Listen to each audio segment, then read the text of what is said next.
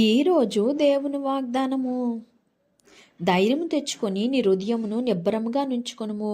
యెహోవా కొరకు కనిపెట్టుకొని ఉండుము.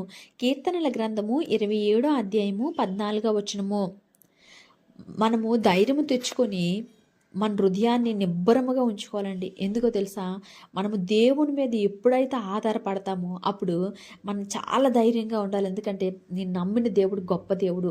నేను ఏ విషయంలో అయితే దేవుని మీద ఆధారపడుతున్నాను, ఏ విషయంలో అయితే నా దేవునికి నేను మొరపెడుతున్నాను, ఆ విషయంలో నాకు నా దేవుడు విజయం ఇస్తున్నాడని మన సంపూర్ణమైన విశ్వాసముతో దేవుని మీద ఎప్పుడైతే ఆధారపడతామో మన హృదయము నిబ్బరముగా ఉంటుంది. మన హృదయంలో సంతోషం ఉంటుంది. మన హృదయంలోని బాధకు బదులుగా ఆనందం ఉంటుందండి. యెహోవా కొరకు కనిపెట్టుకుని ఉండడం వల్ల మనమంట భూమిని స్వతంత్రించుకున్నట్లు ఆయన మనల్ని హెచ్చిస్తాడండి. దేవుడి మీద ఆధారపడితే అది ఎంతో ధన్యత అండి. యెహోవా కొరకు కనిపెట్టుకుని ఉండుము, ఆయన మార్గమును అనుసరించుము, భూమిని స్వతంత్రించుకున్నట్లు ఆయన నిన్ను హెచ్చించును.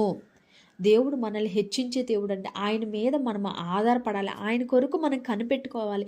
కొన్నిసార్లు మనం చాలాసార్లు అండి మనుషుల కొరకు కనిపెడతాము. మనుషుల నోటి నుండి ఏం మాట వస్తుందో, మనుషులు మాకు సహాయం చేస్తే బాగుండు, మనుషుల యొద్ద నుండి మాకు ఏదో ఒక సహాయం అందితే బాగుండని చాలా నమ్మకంతో, చాలా విశ్వాసంతో మనుషుల మీద ఆధారపడతాము.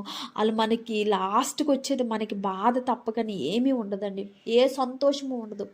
కానీ దేవుని బిడ్డగా దేవుని మీద మనం ఎప్పుడైతే ఆధారపడతామో మన హృదయం సంతోషముతో నిండిపోతుంది. మన హృదయం ఆనందముతో నిండిపోతుంది. మనకి దేవుడు సమస్తాన్ని సమకూర్చే దేవుడు అండి.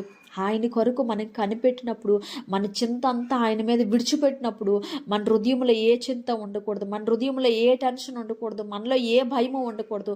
ఎందుకంటే ఈ లోకంలో ఉన్నవాడి కంటే నాలో ఉన్న దేవుడు గొప్ప దేవుడు. నేను ఎవరి మీద అయితే ఆధారపడ్డాను ఆ దేవుడు గొప్ప దేవుడు. ఆ దేవుడు సమస్తము చేయగలిగిన దేవుడు. అటువంటి విశ్వాసాన్ని మనం ఎప్పుడూ కలిగి ఉండాలని దేవుడు ఈ కొద్ది మాటల్ని దీవించి ఆశీర్వదించును గాక.